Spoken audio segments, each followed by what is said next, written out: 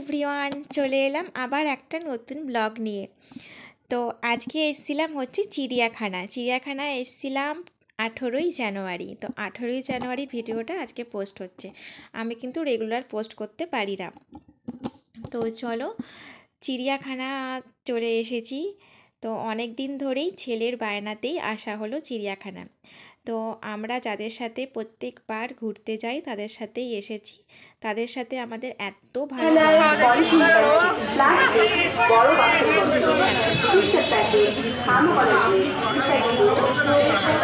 Bonding থাকে, সেটা খুব ভালো লাগে। তো ওই জন্যই যখনই কোথাও যাই না কেন দুজনে একসাথে প্ল্যান করেই যাই। তো আজকেও সেরকমই একটা প্ল্যান করে শীতের সুন্দর রোদোজ্জ্বল দিনে বেরিয়ে পড়েছিলাম চিড়িয়াখানা ভ্রমণে। তো চলো, চিড়িয়াখানা প্রথমেই শুরু করেছি হচ্ছে হরিণ দিয়ে। এখানে হরিণের সংখ্যা প্রচুর।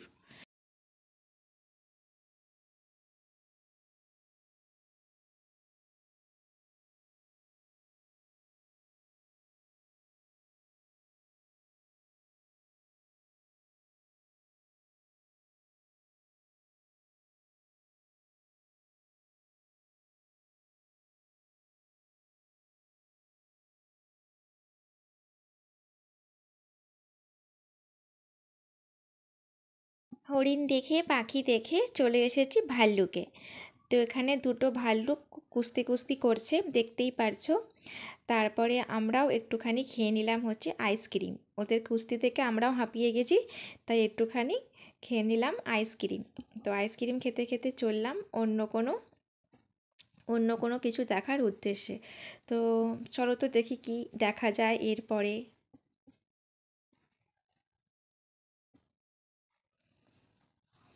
আমি এখানে উল্টো দিক থেকে ভিডিও করছিলাম। ওই যে দূরে পাচ্ছ দেখতে, ওখানে হচ্ছে একটা কচ্ছপ বসে আছে। আমি দেখতেই পাইনি, আমি কখন থেকে জালের মধ্যে দিয়ে উল্টো দিকে ভিডিও করে যাচ্ছিলাম। পেছনে একটা লোক ভাবছে যে আমি কী করছি তখন থেকে। তারপর অনেকক্ষণ বাদে দেখতে পেলাম ওই দূরে রয়েছে একটা কচ্ছপ দেখার পর চলে এসেছি জেব্রা। আর এখানে কি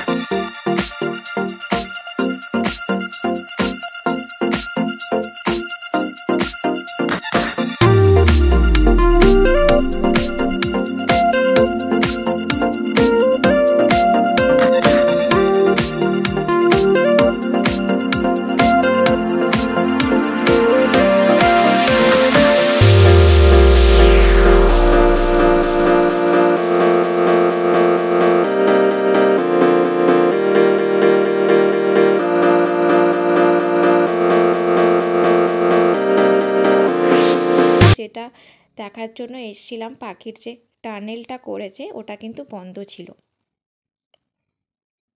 বাঘ সিংহ যেখানে রয়েছে সেখানেই দেখছি মানুষের ভিড় বেশি, অন্যান্য জীবজন্তুর থেকে কিন্তু ভিড় সেরকম নেই। তো আমরাও অনেকক্ষণ ধরে বাঘের উদ্দেশ্যেই ঘুরছিলাম, আর কটা বাঘ দেখবো, আর কটা বাঘ দেখবো।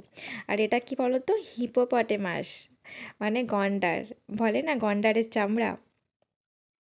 তো তারপরে এখানে দেখছি ভিড়ে ভিড়, কি দেখবো, তারপর দেখি ও বাবা, সজারুগুলো এক জায়গায় জট বেঁধে রয়েছে, ওই দেখো।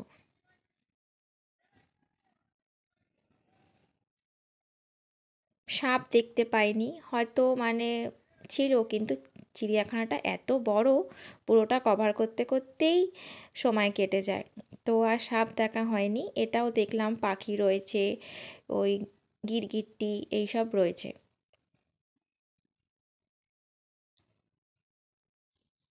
এটাও একটা বাঘ, এটা ছিল মনে হয় চিতাবাঘ, ওই দেখো শুয়ে আছে।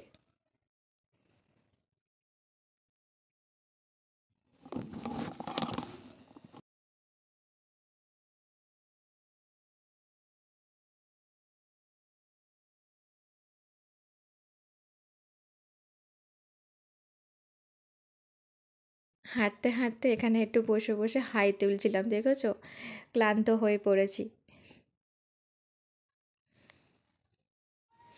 এই দেখো, এইগুলো দেখলে না মন পুরো চাঙ্গা হয়ে যায়, মানে অত যে হেঁটেছি ক্লান্ত, তারপর যখন এটাকে দেখলাম বেশ চাঙ্গা হয়ে গেলাম। এটাও কিন্তু সিংহী, সিংহ একটাও নেই। আর ওই যে বাঘ আর একটা।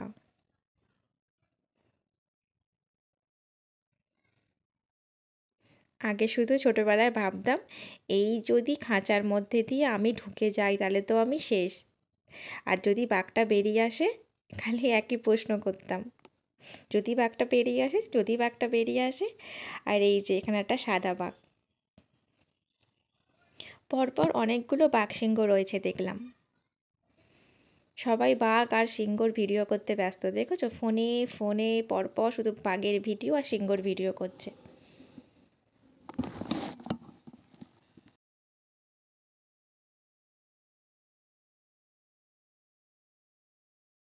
এখানেও একটা বাঘ, এটা হচ্ছে রয়্যাল বেঙ্গল টাইগার।